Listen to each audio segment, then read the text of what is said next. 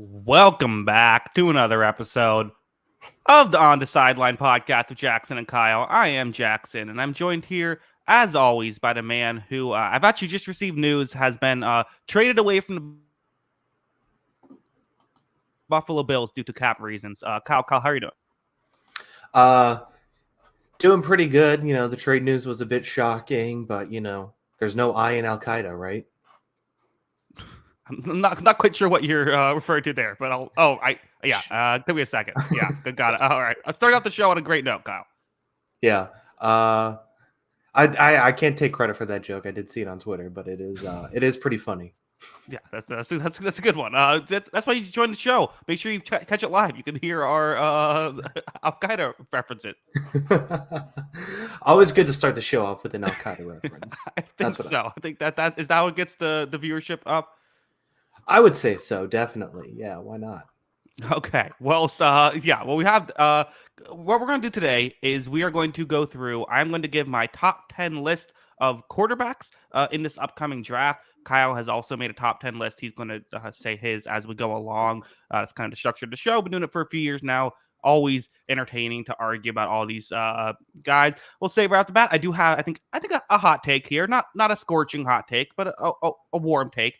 So that's maybe a bit of a tease as we get along here. But Kyle, before we get into all that, big news broke this morning. Stefon Diggs traded to the Houston Texans. I made a kind of a quick, immediate thoughts reaction to it.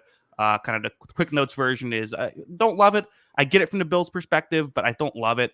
What did you think about it? I don't love it either. If it were just the draft capital aspect, I'd be like, okay, fine, I get it. But the $30 million in dead cap too, along with it, that's probably what's the kicker for me is, you're eating all this money to send him to basically a contending team. The Bills still want to win a Super Bowl. You have Josh Allen. Mm-hmm. Your goal should be the Super Bowl. And you're not even sending him to a team that is in theory competing for the Super Bowl. I don't think Diggs was as good as he has been in years past last season.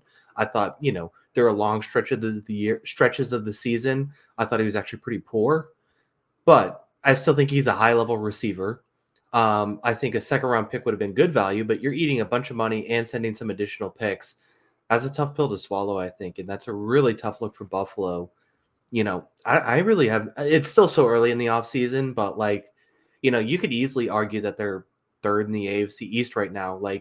I feel like we've been waiting for the Bills drop-off for a couple of years. It seems like every year they lose a couple guys from that roster, from that core. And this year especially, it feels like even more guys than ever. And, it's going to be tough for this team, I think, to bounce back. I mean, they still have Josh Allen, so maybe they're still there. But that's a really tough spot to be in.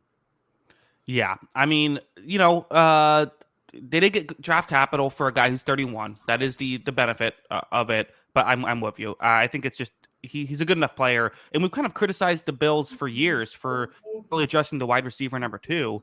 And now they're going out and they don't have a wide receiver number 1. So, I'm not a huge fan of this. I don't know. I think people have speculated probably is the case is that Diggs was kind of more wanting out. And this maybe wasn't necessarily them just making a move, but more so him kind of forcing their hand, perhaps. I mean, I definitely think that's part of it.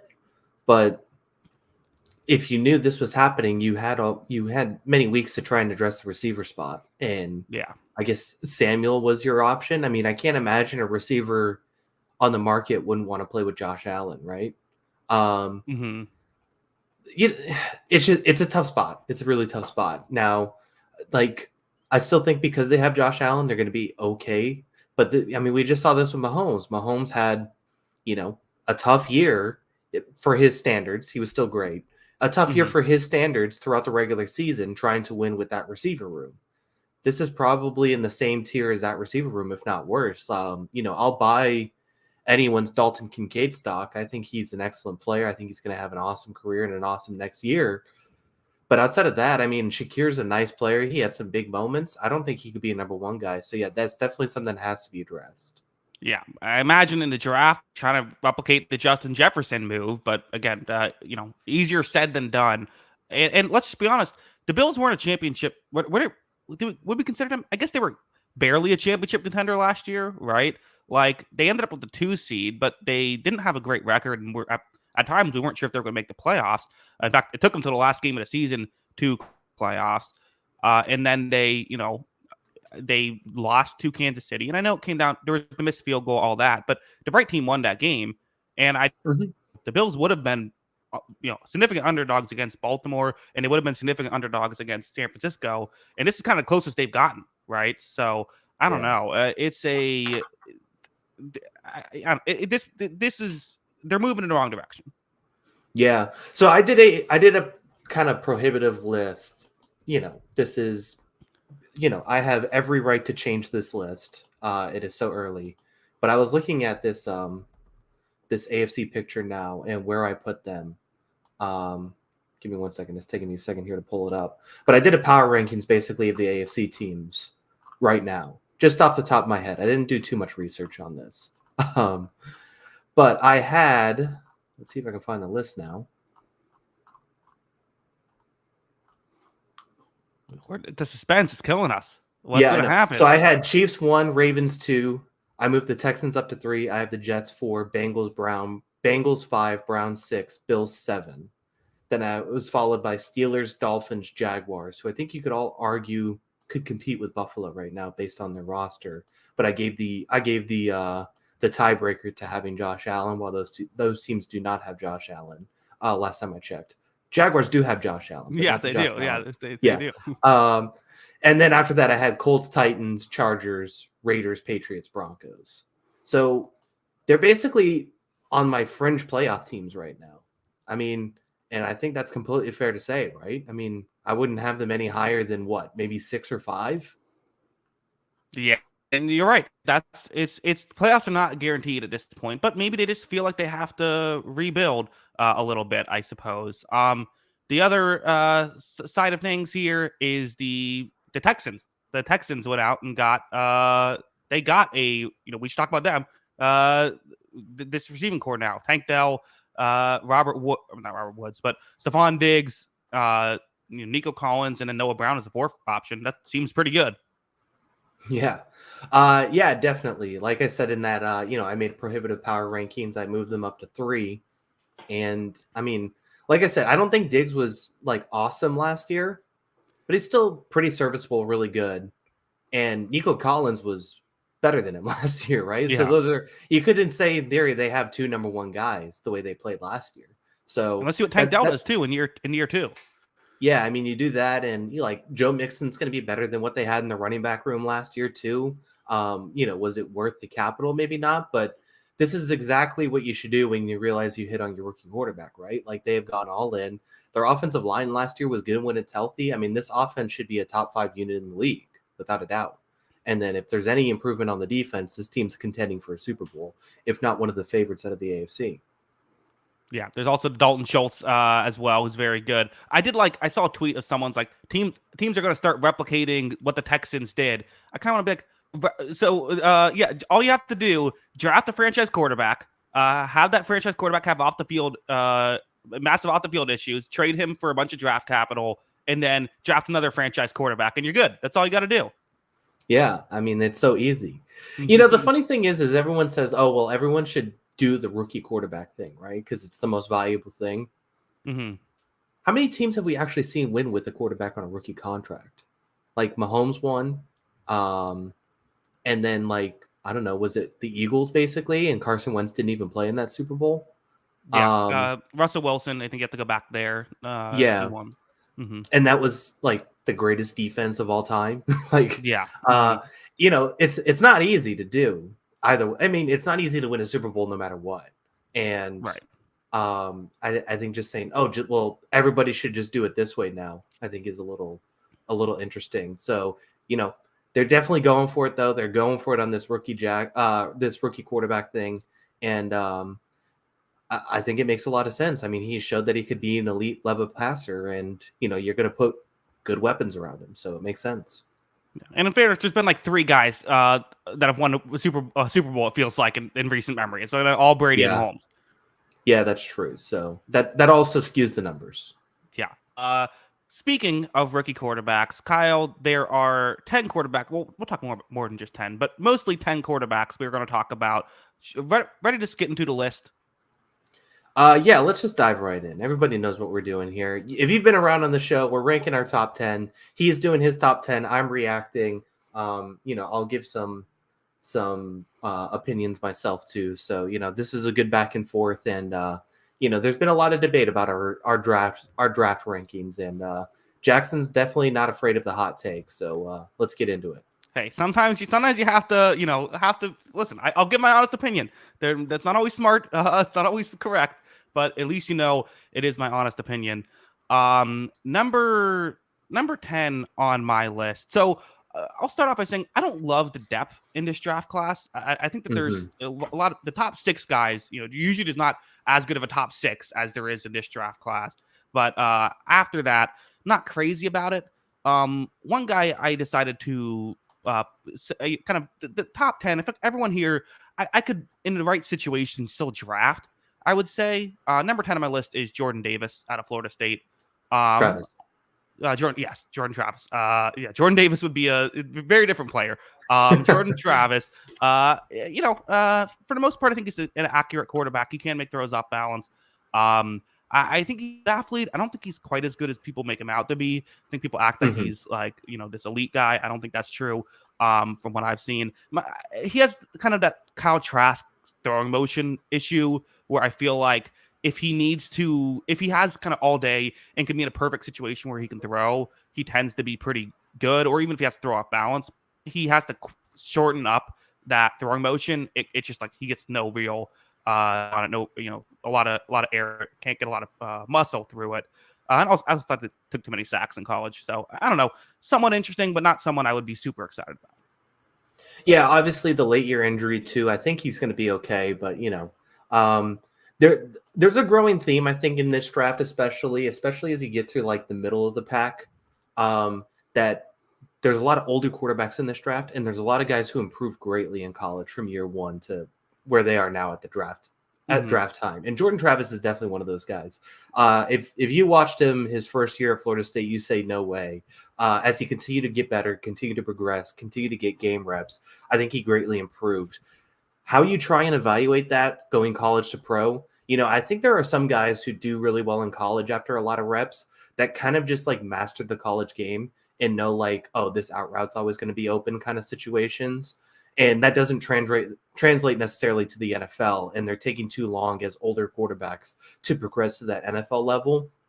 I think that happens sometimes. I don't know if Jordan Travis is going to be that guy, but I do think there are qualities to like about him. I think he's smart with the football. I think he makes some good throws. I think he's accurate. I could see him being a really long backup in the NFL, of that Colt McCoy variety, if you will. Yeah, I think they do a good job at protecting the football throughout the course of college. So yeah, maybe there could be again. I feel like it's the thing now where every single like late round pick, we're always like, could he be the next Brock Purdy? Right? Like you can talk yourself into it with him, right? Of kind of the guy who's athletic enough and can run an offense well enough to make it work. Yeah, and if he's a 10-year backup, you know what? That's a really successful draft pick, in my opinion. As long as if he could step in and be a good backup, and I could see him being that kind of player. Yeah, we have Jordan Davis on the quarterback sneaks would be fire. Yeah, that'd be good. Man, maybe there's some logic there. That would be on the tush push. Put Jordan Davis in. It would work. You remember when they used to do that thing where they'd always I remember like Richard Seymour would line up at fullback and they'd put like Mike Vrabel at tight end. Just put your biggest guys out there. Just put Jordan Davis at the running back, pushing Jalen Hurts in. Yeah, no, I'm always a fan of it. I think Matt Nagy did that a lot with Chicago. Like offensive, he just would have like defensive linemen were just always out there on offensive plays. That makes sense. Yeah. Checks out for Matt Nagy. Yeah. Anything else about? I'm not sure how long we'll spend on the kind of guys lower on this list. Anything else on Jordan Travis? No. I think we mainly checked all the boxes. Like you said, smart with the football, I think, is the big thing that's going to get him drafted. There's not a lot of guys with this sort of reps at this sort of level that just seemingly always took care of the football no matter what. And I think that's a huge thing going for him.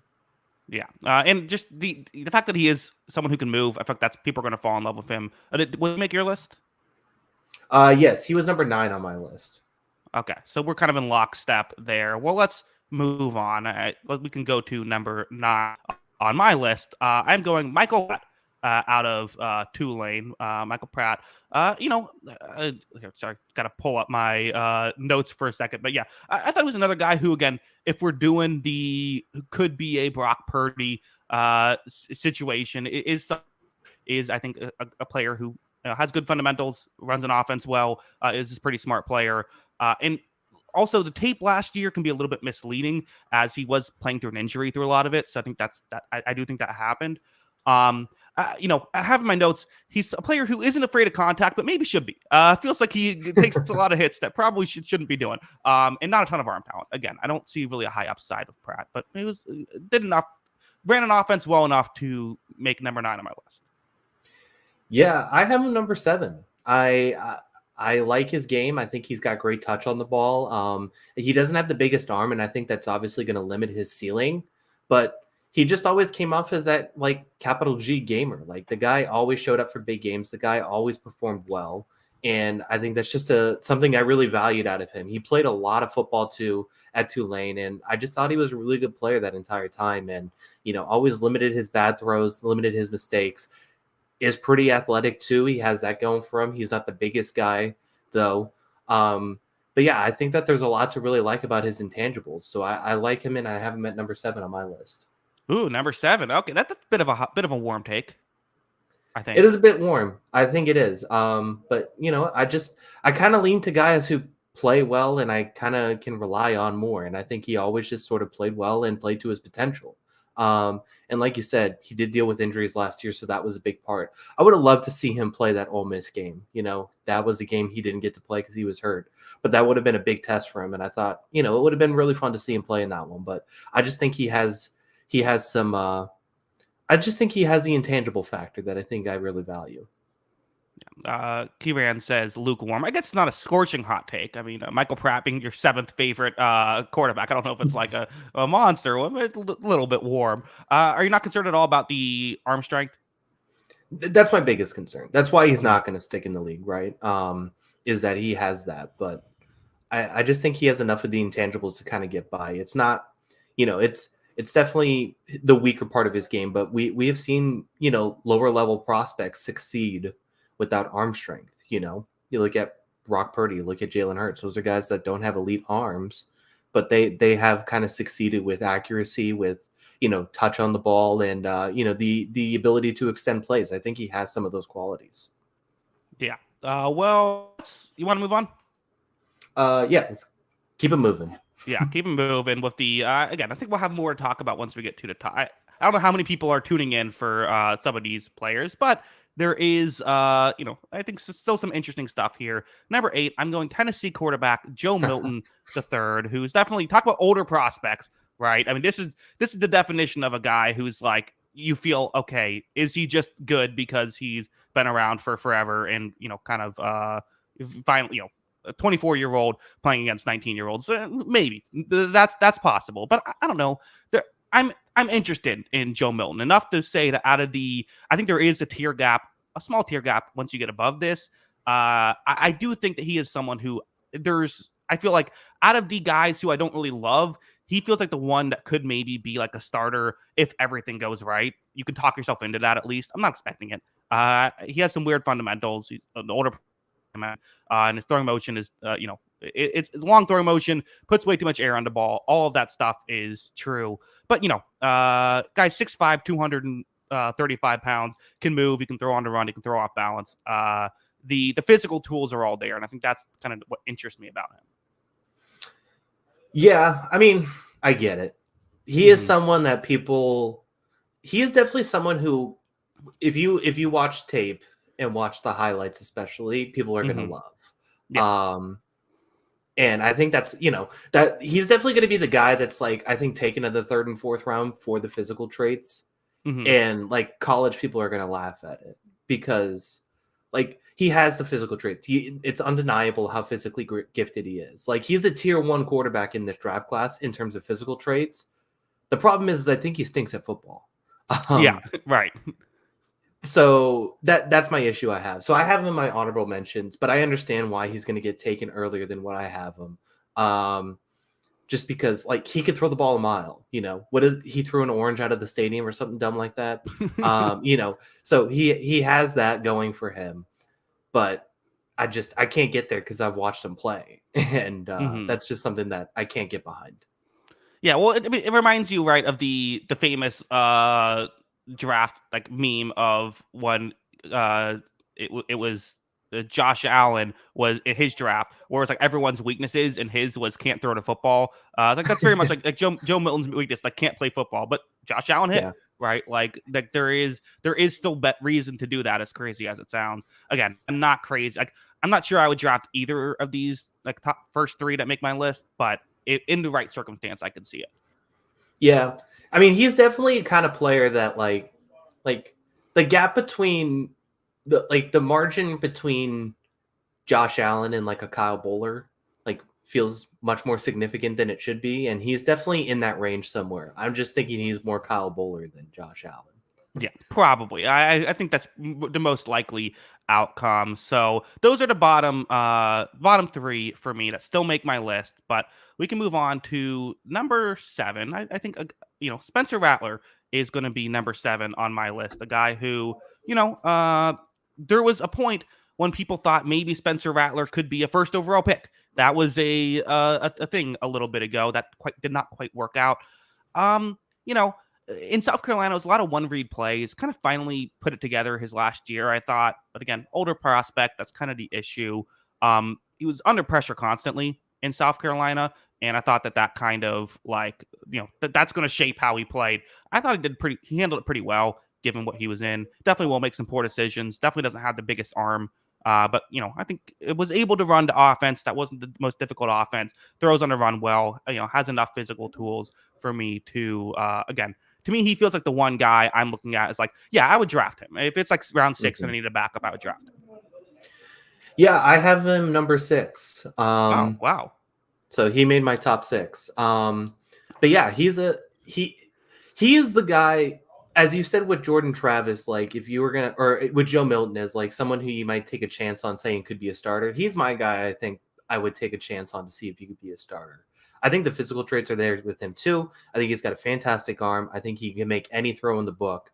The problem is that the decision making is questionable at best, and I think people have talked about basically since he was at Oklahoma, of like his post snap coverage reading is difficult. Is something that's a work in progress, and that's something that he's going to have to be coached up on. But I think it's one of those things that if he's coached up on it, like he's accurate with the ball, he makes, like I said, he's got the arm strength, he's got the arm talent.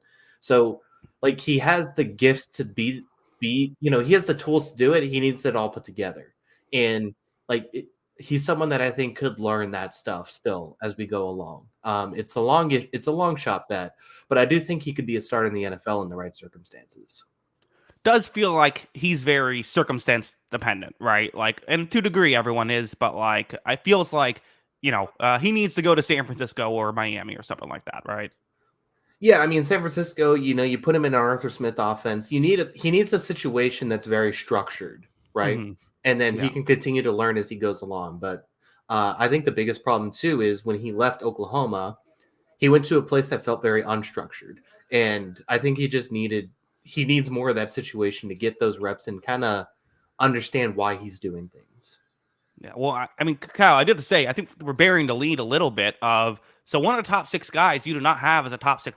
I'm very into of this. I'm worried it's one of the guys I like, and then we're going to have to fight. I don't know. I mean, we'll see. Yeah, I have one of the guys down at 8. It's going to be a bit of a debate there. So, we'll see. We'll see who you have top 6. Yeah. Okay. Well, let's get into it because I do have a hot take here at 6. I don't know if this is your guy or what's the situation. Could be the guy who ends up as the quarterback of the New England Patriots. This was the hot take I teased earlier. Jaden Daniels is my number 6 list. There's things to like about him. First rounder. I don't think. Here's my concern. So listen, great athlete, no denying it.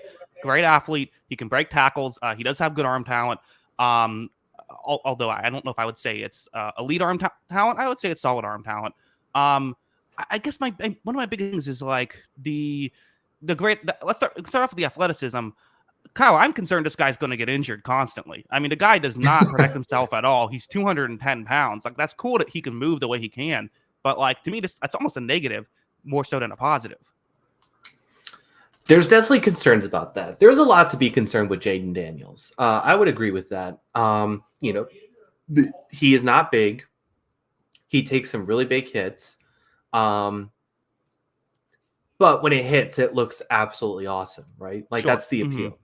So I think that there's a lot to like and there's a lot to be concerned about. So yeah, I completely agree with that. I think he takes some really bad hits, and I don't think he has the best arm in this class. And, frankly, I would put Rattler, I would put Milton in terms of just pure arm talent. I think those guys have better arm talent than him. But he has good enough arm talent. No doubt about that. He is a guy who I think is kind of a game or two. I think he shows up for the big moments. But I am also, there are things to be worried about. Like you said, the size is definitely a genuine concern, and it has to be brought up in the context that we just saw what happened with Bryce Young last season. And everyone was like, Bryce Young, it doesn't matter. He's going to figure it out. He has the intangibles, the pocket presence, the poise. It's going to be okay. He definitely has similar aspects to it where, and he takes worse hits than Bryce Young did, honestly. So I definitely think that's a bit of a concern. So I would 100% agree with you on that. I do have him third still, just because I think the upside is still so tantalizing with him, and I'm okay with taking that chance. But I do think he is high risk, high reward, without a doubt. Yeah. DJ Emmanuel in the chat, very upset. Posted about 10 trash can emojis, that a bunch of cloud emojis. That this is Zach Wilson, Kadarius Toney take. Maybe listen, possible. This would not even be the worst take if he ends up being a superstar. Would be far from the worst take I've had. Yeah, I mean, there is a real chance that he's awesome. I think there is a real chance that he's a high-level starter. I also think there's a chance that he's either injured or out of the league quickly because of it, because of some of the things that he does and some of the negatives. I also think the talent around him has to be brought up, and it's probably unfair to some of these quarterbacks, but there are two quarterbacks that I definitely think benefited from elite-level talent around them, and he's one of those two guys. Even going back to Arizona State, he had Brandon Ayuk, so he's had good players around him basically the entire time. He had two stud receivers virtually all the time at LSU. Their left tackle is amazing too. I do think that plays a factor in it as well. But yeah, I mean, I don't want this to be like a roast Jaden Daniels moment, because I think there are so many just amazing qualities about his game. There's just a lot of reasons to be concerned too. Yeah, I mean, it's again, listen, all I'm doing here is I come up with my opinions. I tell you my opinions. You feel free to take them or not take them. But yeah, there's some and I would bring up also, you brought up the Bryce Young thing. Jaden Daniels is 6'4", right? He is it's the skinniness of him, right? That's kind of the concerning thing. It's also an older prospect, and a lot of his game really was, let me just give my receivers a chance, which was, to be clear, the correct strategy in college. So that's why projecting is so different. That's not a negative. It's just how do you evaluate that fully? That was very much what he was doing, right? He would take a lot of chances in college. He did. And I do agree with that. But at the same time, it's also tough to gauge, because he can't do that if he goes to New England. You're not throwing those balls up to give them a chance. Maybe with Terry McLaurin, but at the same time, it's just tough. It is a really tough thing. I don't really see the debate at 2, but I think the debate at 2 is now becoming a real thing, and it's contested. And I think it is going to be an interesting moment if he goes second overall, and that comparison is going to be there. I think the biggest thing that he has going for him, especially at number 2, and we haven't gotten to Drake May yet, is he's probably more pro ready. He's probably the more polished prospect. I think Drake May has a lot of growth still in his game. And I guess those are the qualities that you kind of hope you banking on with McDaniels. But at the same time, that's also, I think, part of the negative is that he is this older player. He has seen a lot of the game, and how much more growth is there in his game outside of taking bad hits? Yeah. So I guess what I'll say is, sell me on him then. Because I've given my critiques of, I feel like the athleticism, I'm not as optimistic about because I think he takes too many hits. And while I think he's solid in the passing game, I don't think he's quite good enough to warrant like a top 3 pick. Your team, if your team drafts him, what are you saying to me in response to that? He has in a draft that I think actually has a lot of rushing talent out of the quarterback position. I think he has the most rushing talent, and I actually don't think it's particularly close. And like I said, I think a lot of these guys at the top of this draft can really run. And that's just a huge dynamic of the game nowadays, is that ability to run. I think that he can make any throw in the book, even though it's not as perfect. I don't think the arm is quite the same as some of these other guys. I think he has the arm talent to be able to do it. And yeah, I think those are the 2 qualities you look for. That extend play factor, that extendable play factor, and that rushing ability. I think give him one of the high, give him a high enough floor if he can avoid the hits. But the problem is he has to avoid the hits. Yeah. Again, the chat, you lost me with Jalen Daniels at 6. Jalen Daniels at 6 is definitely insane. So the chat does not agree, but hey, we'll see. Everyone brings up my losses. I've had some correct takes as well. All right, it's not always missing. Yeah. No, we all have hit or misses. If everybody knew exactly how to do quarterbacks, you would be working for the NFL right now. This is the hardest thing to do in drafts. So, sometimes people have different opinions. It's okay. Yeah, right. But also, let's argue about it. It's fun. Yeah, exactly. Get in the debate. The spirit feel of free debate. to keep. If you disagree, feel free to let me know in the chat. I'll respond. Don't make it personal. Yeah, right. There's a way to do it. Kyle, number 5 on my list. I'm interested in seeing again. Where are you going? Where's your number 8? Which one of these is going to be it? Bo Nix is my number 5. Where do you have Bo Nix? I have him at 8. 8. Okay. All right. Well, you know what? Go ahead. I'll let you take the floor here because this is more interesting. 5 on my list, 8 on yours. Why are you so low on Bo Nix? It's just one of those things that, like I said with Jordan Travis, I think some of these guys, especially as we have a draft here with a lot of older quarterback prospects, I think a lot of these guys kind of mastered the college game, and that's where they excelled. I think Bo Nix started to maximize his level at the college game and kind of mastered just reading those defenses and knowing what's going to be the easy throw. He didn't take a lot of chances downfield. A lot of his throws are kind of at or behind the line of scrimmage and letting guys run. I think that was a lot of the offense at Oregon. And those are my biggest concerns because I don't think he really has the extendable play factor because I think those are when his mistakes came out most. And I think that dates back to basically when he was at Auburn. I think a lot of his stuff is pre-snap reads and pre-snap, kind of set decisions. And I don't think a lot of that stuff's going to work in the NFL. And those are my biggest problems with Bo Nix. Not to mention, I don't think his arm talent's quite the same as a lot of these top guys. So I have concerns with Bo Nix for that. Not to mention being an older prospect. So that's why I have him at 8. Well, he has a lot of experience in screen passes. So you got that going for you. Yes. Seems like they're throwing a million screens out there. And that's my biggest concern. A lot of it is kind of okay, this is their defensive coverage. We're running a screen to this side or quick flat, and you're getting the ball out quickly. He just kind of he mastered the hot read when it came to college football, and I just don't think that's going to work at this level. I get it. I do get it. I think so. I'm a little higher on him. I mean, I do have all the same criticisms. I have in my notes is he buff Gardner Minshew? Because that feels like it could be kind of like a guy who could just hang around. Can do I'm higher on him after play breaks down. I think he's okay there, but I actually kind of like what I saw from him. Maybe I'll go back and do a rewatch. I don't know, but I think there's smart things in his game. I do think he is someone who knows how to knows which throw to make, which one to laser, when to throw a lob, that kind of stuff. I do think he's a job of mastering the offense. I agree with you though. It's one of those things where it's say something about Bo Nix you couldn't also say about Kenny Pickett. It's hard. Yeah. And yeah, I think there's too many of those red flags of things that we've just seen not work out when we look at college prospects, like guys who aren't able to stretch the field as much, guys who have, a lot of college experience. This guy played so many years in college. He started as a true freshman at Auburn, right? He just played so much. And, I think game reps can be a big factor for helping quarterbacks. But I also think there's too many game reps, and I just think that he was able. I just don't know that he's going to reach the level to be able to play at the NFL in the NFL game. Honestly, I just think that he became really good at the level that he was at, and I don't know if there's another ceiling to this guy. And that's my biggest concern, and that's why I have him lower. I guess let me counter with because again, I'm not crazy. I like Bo Nix. I have him as a first round talent, right?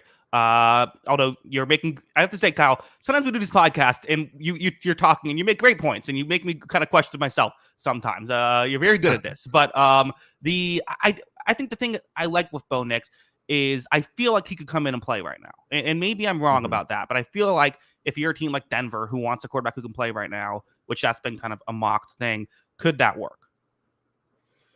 That's probably the argument, though. I worry about their skill position and being able to help him out for sure, because he also had good skill guys at Oregon, Hmm. and an awesome offensive line. So I think that's a huge factor to it too.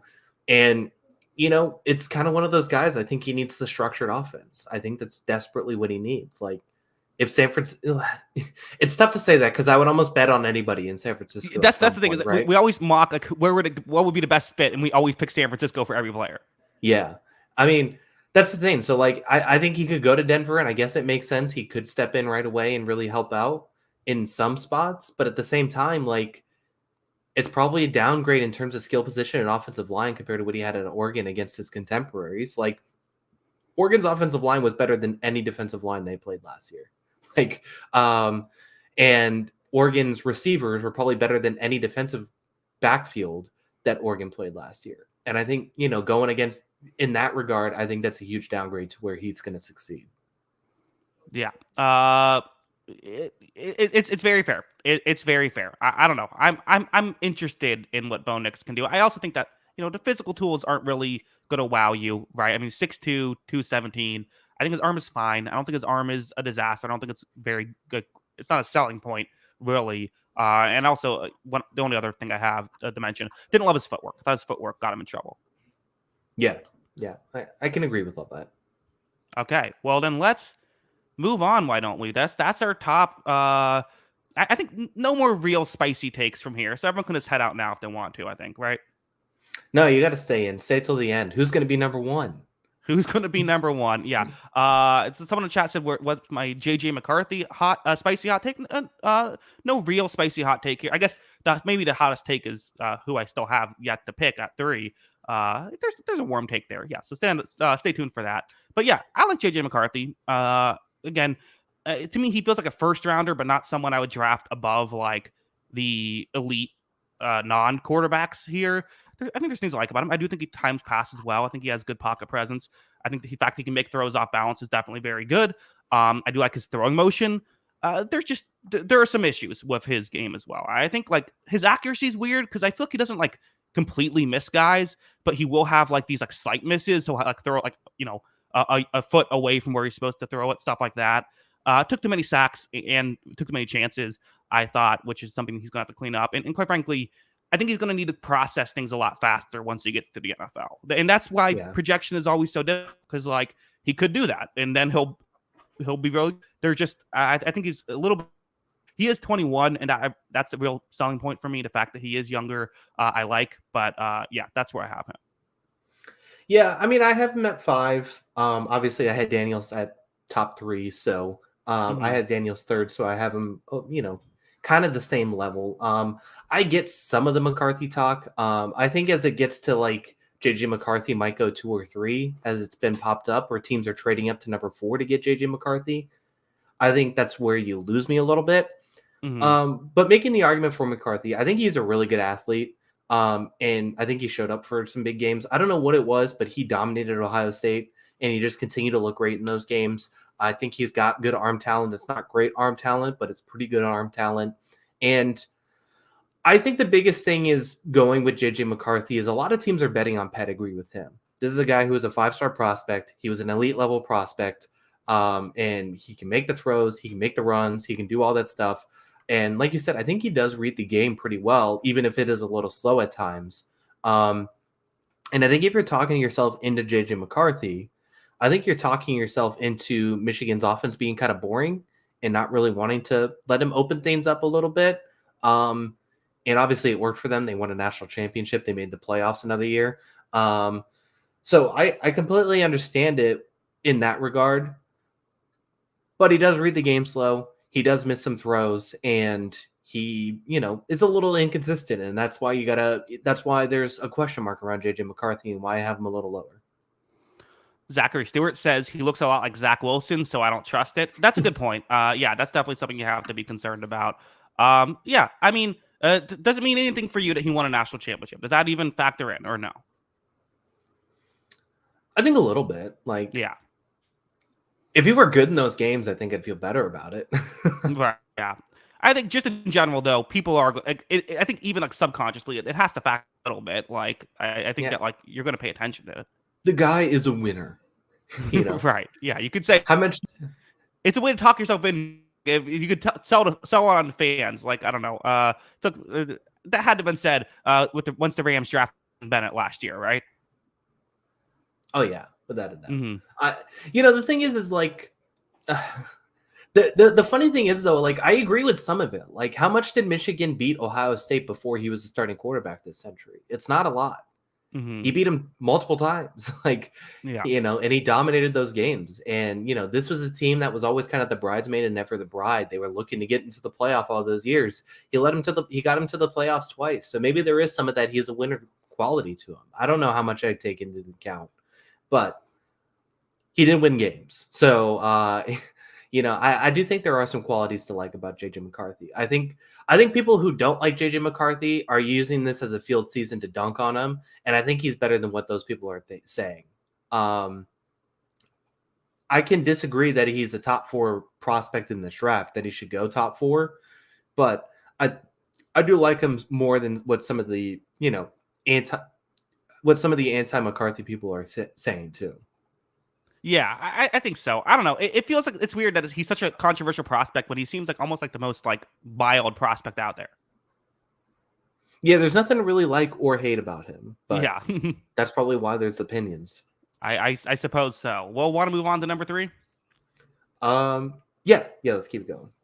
All right. Well, number 3, I guess this is probably maybe my next the hottest take. Like Michael, I think he's good. I think that I get why people have some concerns. And there's no such thing as a perfect prospect.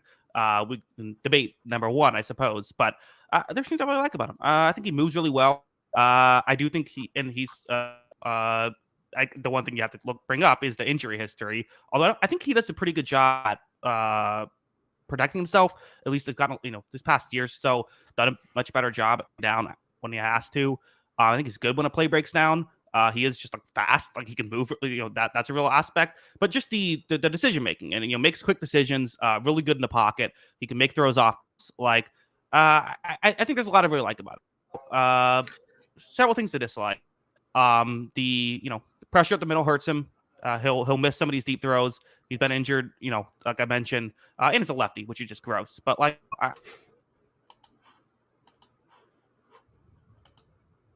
sorry, what was that? Oh, I lost you there for a second. Oh, gotcha.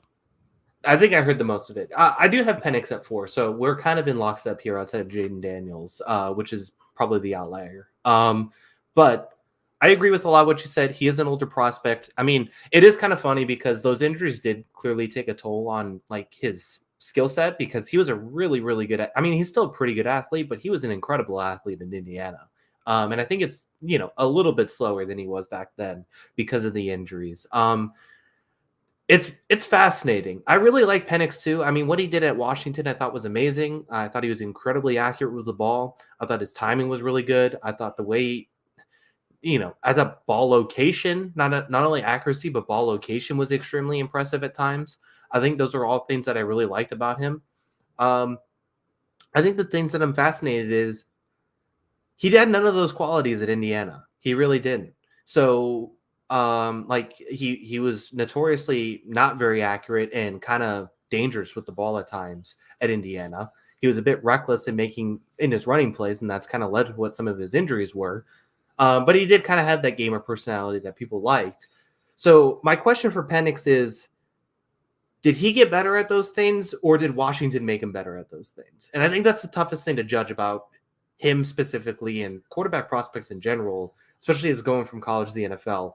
Were these qualities that he just gained and got better at, or are those things that Washington kind of said, you're throwing the ball here, and we have, not only that, like he had 3 NFL receivers on his team, basically. The entire time he was at Washington, he had a very good offensive line. That was a really good offensive team. So I think all of those things have to be factored into it.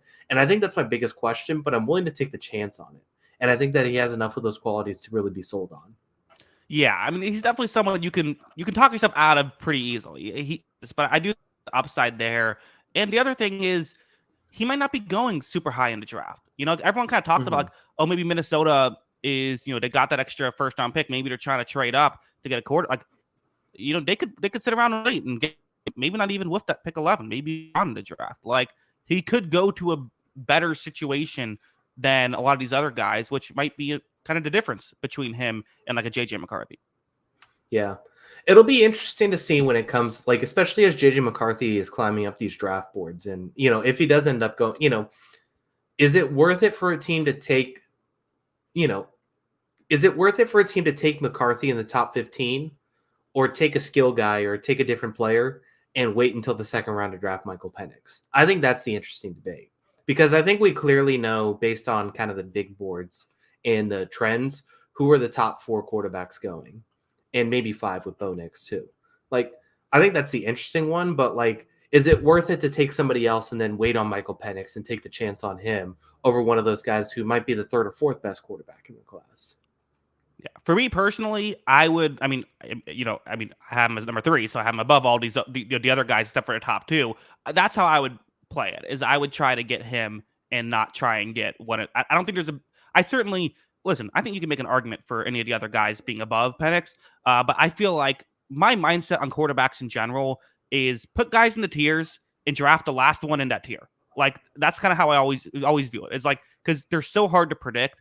Like you really don't know, and if you have someone that's in the same tier and one's going to go 10 picks later, just draft the guy who's going to go 10 picks later. Yeah, I mean, I think I'd agree with that.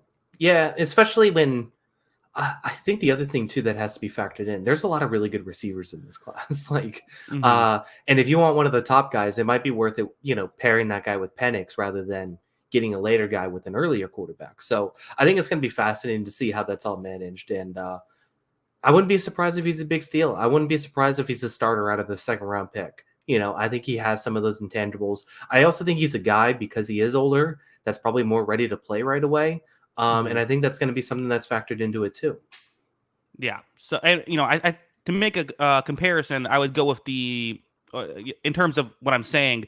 The Houston Texans reportedly wanted to trade up to number 1 overall last year, which I would assume to draft Bryce Young. The capital wasn't worth it, so they decided to stay at 2 and select C.J. Stroud. And worked out pretty well for them. But it's kind of a good example of like you don't necessarily need if you have 2 guys in the same tier, don't if it's worth it to get the guy you like better. It's worth it, but it's not that much more worth it to get the guy you like better. Yeah, no, I agree with it. I agree with it 100%. So, if it's too much to stomach to move up for a guy, I definitely think he's someone that could be worth waiting on. And like I said, I wouldn't be surprised if he's in that, Jalen Hurts, Dak Prescott, Russell Wilson mold of a second, third round pick that actually turns out to be a pretty good start in the NFL for several years. I think he has some of those qualities. Yeah, well, we'll see what happens. Unfortunately for him, he's one of the guys I'm high on. So that's what he has to beat. Yeah. It's got a lot going against him now. Way to go, man. Yeah, we'll see. I'm sure he's plummeting down draft boards as we speak. Top 2. Do I have a crazy hot take in my top 2? What's gonna happen? No, I do not. Drake May. Kyle, everyone's lost their mind over Drake May. I don't know what happened. I feel like to me he feels pretty clearly the number 2 quarterback in this draft class. He's not number 1. There's some issues. He will have these head scratching throws. He's never seen a throw he can't make. Takes too many sacks. Sometimes off rhythm. I then have my notes after all that. He's a 21-year-old. Like that's essentially what. Like I feel like he makes a lot of young player mistakes because he's a young player. He has the size, the athletic ability. He's really good accuracy, great deep ball. I think he can throw off balance. Like all the physical tools are there, and I would say still most of the mental tools are there. He makes it. He's not perfect there, but I'm more willing to forgive a 21-year-old making some of those mistakes than a 24-year-old making some of those mistakes. I agree with everything you said. I have number 2. I think people are overthinking this completely. I think that if it were a lot of other drafts, he would be the number one quarterback in the draft, just not Mhm. this draft class because there's somebody else at number one. Yeah. Like you said, there is not a throw. He is not afraid of anything. He is not Right. afraid of any throw. And I also think, like, I don't know if that Carolina team wins 5 games without him. Like, I think that team's Mhm. really bad. And I think that he did a really good job of raising the floor of that team. I think he has all the intangibles. I think if you asked any college guy watching him play that this guy's built different, I think he's special. I think he has every throw in the arsenal. He is a bit of an idiot sometimes, and that's going to Yeah. get better. You know, it's Mhm. immaturity. I think if you watched him as a 20-year-old too, and that team was a little bit better, he was even more awesome. I think this guy has everything in the arsenal. I think he's got the arm strength. I think he's got the arm accuracy, ball placement. I think he's got the athletic ability. I think he's got that extended play. You know, kind of. I think he might be.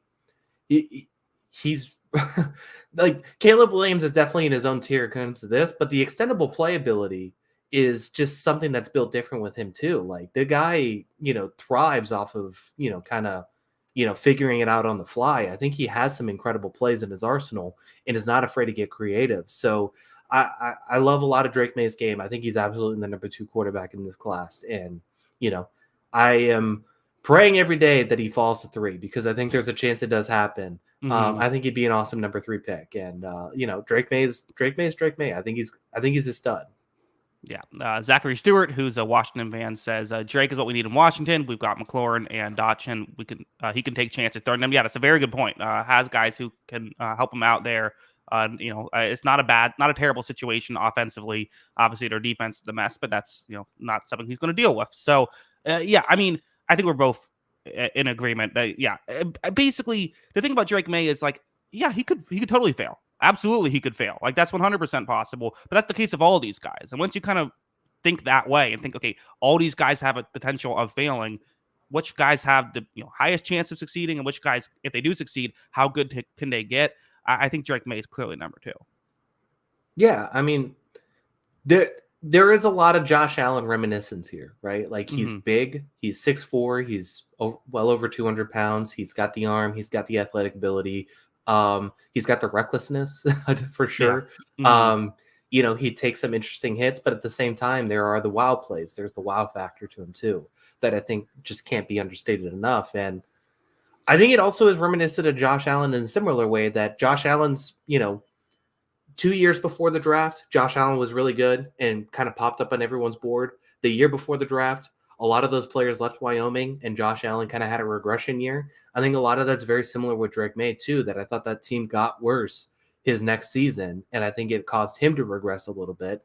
And I still think it's I think that it's I just don't see I see the situation more often than not where he's going to succeed. Josh Allen is mid, so May is mid. I like that of like the Josh Allen haters now using the Josh Allen comparison as like an insult. Yeah. That's a new one. I He's going like to that. stink without Diggs now. Yeah, yeah, exactly. That's the I don't know. Maybe the Giants need to trade for him with Brian Dable. Good. Reunite him. They Yeah, got I a don't know number if one receiver. Do they have Kenny Galladay still? They need a number one receiver. yeah, that's what I think. Cutting Galladay is the one. Interesting stuff with Drake May. Let's move on to number 1 on the list. No surprises here. Caleb Williams is honestly the shortest notes I have out of any player too. We know what it is with Caleb Williams, right? I think Yeah. the physical tools are absolutely there. I think he's really good at processing plays. The when a play breaks down, his pocket presence is as good as you'll ever see. Incredible athlete. The only real negatives you look at are he's not the biggest guy, 6'1", 216. Like you would like someone who's maybe a little bit bigger, and does sometimes try to do too much. But also just 21 years old. All the positives are there. Watching his tape, it's electric. This is since I've been doing this, he's the best prospect I've evaluated. Yeah. I've been talking about him for 2 years on this podcast. Yeah. Hmm. We've brought this up for a long time. I've said this guy's coming. He's going to be special. I think I said some reckless things on the last couple podcasts. I think he's a one of one. I think he's one of those prospects that you sell your future for. You should mortgage. Chicago should be so happy. This is probably going to be the best quarterback of this franchise. Yeah. I think I'm ready to get to that point pretty quickly. And granted, Chicago's not exactly setting the highest bar, but here are the arguments that are going against Caleb Williams right now. He's so good at extending plays that sometimes it doesn't work out in his favor. Now, granted, there are plays that he's had in his career at USC where he tries too hard and it ends up in like a negative 30-yard play. Mm-hmm. The negative 30-yard play should definitely be written out of the script. Like he can't be doing that. Mm-hmm. But that is probably the one issue. The other issues that he's had that people are talking about are he didn't average 40 points per game in college football, and they lost a bunch of games because the defense was that bad, and he needed to score 40 points a game. He paints his nails and his phone's pink. Those are the four things that people have against him, and 3 of them are utterly ridiculous. And one of them is a legitimate gripe that I think is probably something that he will get better at. And that's the pink phone? Yeah, exactly. Yeah. So yeah, I think he's fantastic. I think he's a special talent. And yeah, I would I've never been like I continue to say quarterback is the hardest thing to evaluate. We're wrong basically 60% of the time now. If I were to bet anything on one player being good in this draft, it would be Drake. It would be Caleb Williams.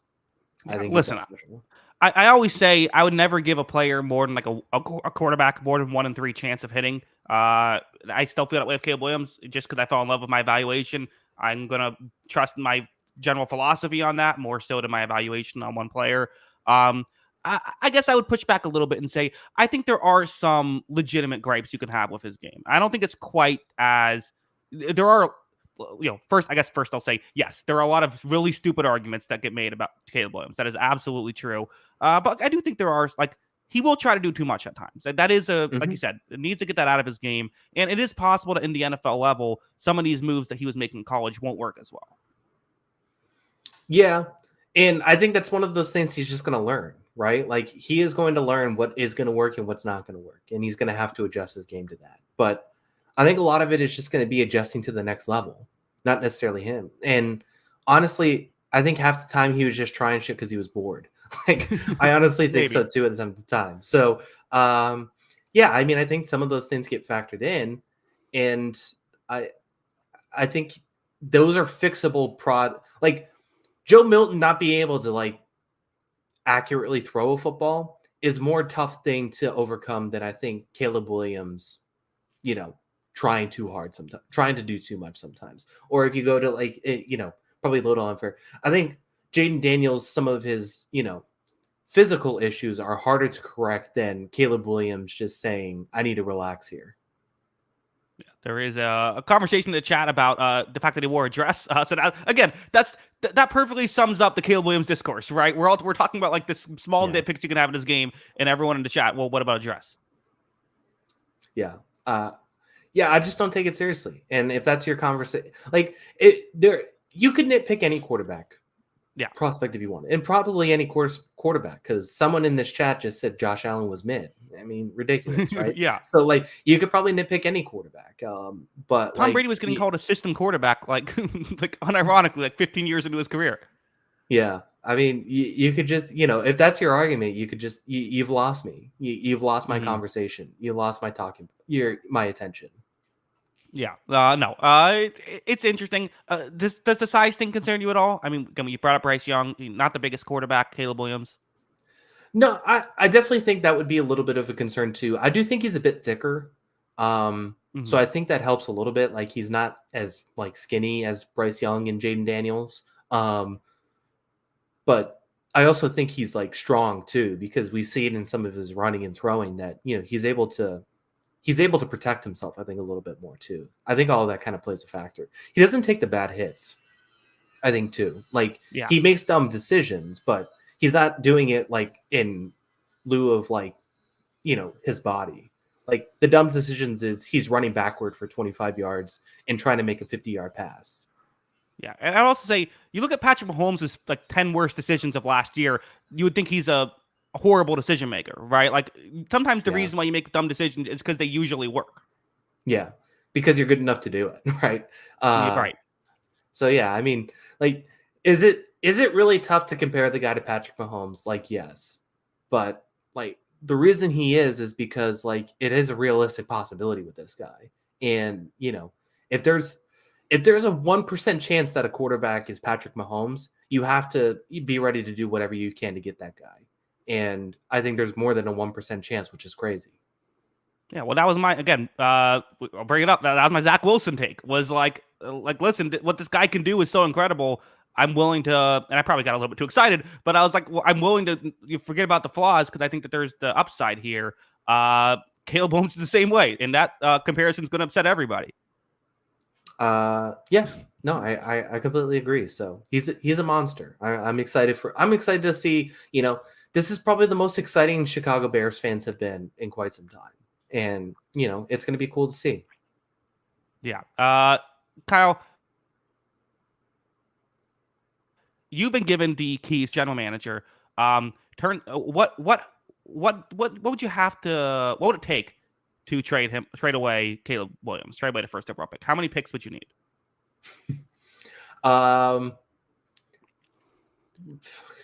If the Panthers offer you 10 first round picks for Caleb Williams, what do you say? I guess I have to consider it. Yeah, 10. Sure, 10. 10 first round picks. Do you have my attention? Yeah, I think so. It's it's an interesting. Yeah, I'm with you. I mean, the upside is so great. You gotta take him. But again, no such thing as a guarantee. No such thing as a perfect prospect. That's why I would personally go with Herbert over Caleb Williams. Yeah, maybe. Maybe. Yeah. Kyle, that is our show. Let me know where we can find us on Twitter before we head out. Yeah, make sure to follow us on Twitter. That is at Jackson Kruger. Make sure to follow me at by Kyle Gronin. And make sure to follow the account page at On the Sideline JK. That is at On the Sideline JK. Of course, if you like audio only podcast, anywhere you get your podcast, just search On the Sideline podcast. It should be available there. Sorry, I had more internet issues. I don't know. I have no idea what else to do. I'm gonna have to get the internet guy to come back again. I've been working on it. I do apologize to everyone for sometimes having these issues. Hopefully, was the audio at least? Again, I always care about the audio is good. That's all. I think there was a couple freezes in there. It was a couple freezes, but it was mostly fine. Okay. Yeah. Again, I apologize about that. I don't know if it's just the weather. It might be honestly just the weather right now. It's kind of a storm, but frustrating, but doing what I can here. But yeah, Kyle, it looks like I don't know. A quick hockey corner. Looks like Lightning and Bruins could play each other round one. Yeah, just fantastic. What I wanted. I think it'd be fun because again, for me as Lightning, I'm just like, hey, let's, I feel like if we lose to the Bruins, I almost said I'm not just I'm on the team. I am the team. I feel like if the Lightning lose to the Bruins, that's fine. Like we've lost to you guys before. It is what I don't want to lose to the Panthers. I can't have that happen. Yeah. I mean, if it happens, it happens. It probably is going to happen. But yeah, I would rather get the 1 seed and avoid that. I'd rather play Washington. Yeah, I think that's the reason. I gotta be honest. I don't hate the Lightning's chances against the Bruins. No, we don't have the goal scoring, so I'm not as convinced in this Boston team. They have clinched a playoff spot. It's been a very successful season. I think Jim Montgomery's done a really good job. Pasternak's unbelievable. That sort of stuff. Swayman could come up big in the playoffs, but yeah, I don't trust the goal scoring in this team. The goal scoring depth. And also, by the way, the Lightning are they've won like I don't know, 9 out of the last 11 games. Yeah, they're hot. Yeah, which is it's the most Lightning thing in the world. Even like me, I'm like, this is just a fun season, and now all of a sudden they're playing well. And now you got to talk yourself into a cup run. Yeah, I was talking to my brother, and he was like, I think we could really go on a deep run. I'm like, I don't know if I've still seen our bottom 6 forwards. I'm not sure if I'm fully there yet. Yeah, I mean. It's completely up for grabs. I don't know. I still feel like it's the Rangers to lose, but hockey can be weird. Stars are all of a sudden red hot. Maybe it's Dallas Stars season. So I mean, I think the Rangers are still the team to beat for me in the East. Probably, but yeah, I'm with you. Hockey is who knows. I feel like with the Lightning, it just feels like we just need our stars to play well. Basically, 4 out of 7 games every series, we need to have Vasilevsky and Kucherov go off, which is possible. Yeah, certainly possible. I think it'll be interesting. I think it's going to be a fun playoff. I mean, Stanley Cup playoffs is always the best. Yeah. Yeah. It It's just every tough to game's do. super competitive. Like these games go on till like 3 in the morning because they're all overtime games now. Hmm. It's fantastic. Yeah. Zachary says, "How do you feel about baseball?" Well, I was like all excited for opening day, and then the Rays got crushed, so that was disappointing. I don't know. Baseball's fun. I was Yeah. doing some housework. I listened to the game on the radio. Baseball, Mhm. best radio sport there is. I think it's the easiest to follow on the radio. Yeah. You know, without a doubt. Basketball's a tough watch listen to on the radio. Hmm. Yeah, I would agree with that. Rays, I guess it's been up and down, right? I mean, I saw you lost to Texas today. Red Sox completed completed the sweep of the Double A Athletics, so that Nice. was fun. Well done. That's such an abomination. Like that owner should just lose his team. Like those people are just the worst people in the world. I don't even know who the owner is, but he's the worst person in the world.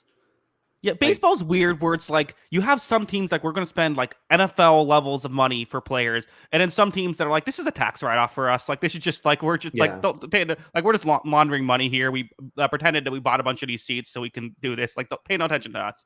yeah. I mean, they're openly dropping good players from their teams just so that they can basically tank this situation. I think it's gross. I think it's gross. That team's awful. The Red Sox swept them. Their Red Sox are kind of rolling right now, but I mean they played the Yeah. A's, so I don't know what to think of it. Oh yeah, did you see the Caitlin Clark LSU game? Yeah, Yeah, yeah, it's fun. she's really good. I mean, I've been watching her for a couple of years. She's a lot of fun. You know, she's every bit of like the Steph Curry comparisons are real. Paige Buchers I think is also really good. It would be really fun. It would have been an awesome 1-2 debate for the draft if Paige didn't get hurt a couple times, but she's also a really good prospect still as it is. So it's gonna be fun Final Four. Yeah, I'm probably gonna watch. I might start watching that WNBA. That's what a star can do to a league. It's fun. Yeah, Indiana games are gonna be tough to get, but it's gonna be fun to watch. Well, like if the playoffs are. I'm not gonna watch it. I mean, I don't watch the NBA too much in the regular season, Kyle. That's true. The nice thing about the WNBA, at least for your perspective, is that it's a summer sport.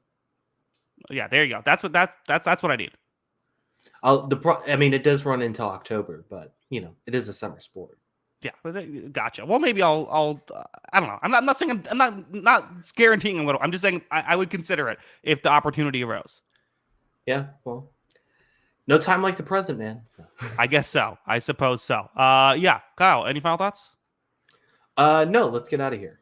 Yeah, let's get out of here again. Thanks to everybody. We did our plugs and everything, right? Yes, we did. Yeah. All right. Let's get out of here again. Thanks to everybody. We do appreciate it. We'll be back next week as we do the top offensive players in the draft. We're doing offensive players, not counting quarterbacks, of course, for each position. So be on the lookout for that. And until next time, have a good one. Peace.